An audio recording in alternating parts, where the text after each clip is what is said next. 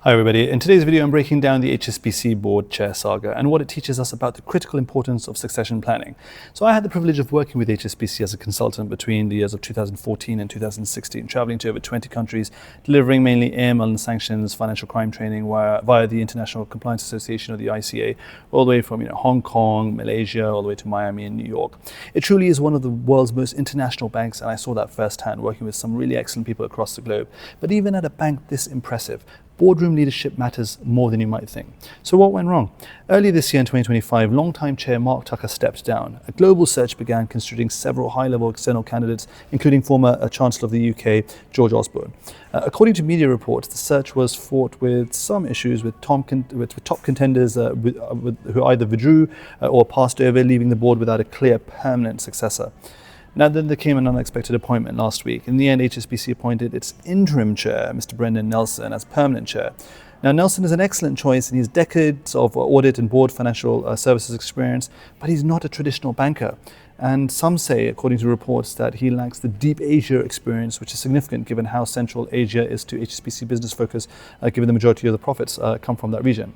And what did the CEO say about this? So in a recent interview with the Financial Times journalist Ortenca Aliaj, the CEO Georges Elhedery revealed that Nelson made it clear to him at some point that he did not intend to serve a full 6 to 9 year term as chair. This was the impression that was given.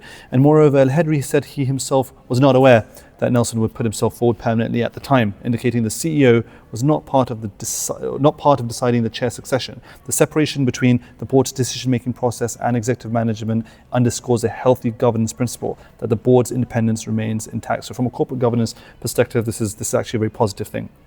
So what are the media reports saying that red flags remain? There's continuity and strategy risk. What does that mean? The risk is actually now continuity, that if Nelson's tenure is limited, there's nothing to suggest that it will be. However, what the Financial Times said is that HSBC may face another leadership transition in just a few years, and that instability could possibly undermine investor confidence and strategic execution. Coupled with the fact that Nelson doesn't have that much Asian experience, the region critical to HSBC's growth, it underscores how thin the succession planning actually appears.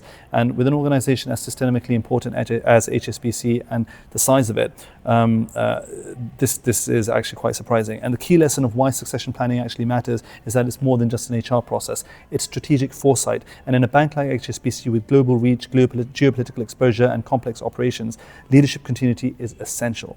This saga and the way it's unfolding actually shows that even with strong governance structures, without a clear long-term succession pipeline, transitions become reactive, risk increases, and institutional stability may suffer. So it's not just about who leads, it's how you choose who leads that determines whether the organization can stand the test of time. All right, so I hope you found that useful. So what do you think that matters more in a board chair? Deep industry experience or broader governance expertise? And have you ever seen a succession process go terribly wrong in an organization that you've worked for or currently working with? Do drop your thoughts below. I'd love to hear a perspective, and general feedback and comments are welcome. Thank you.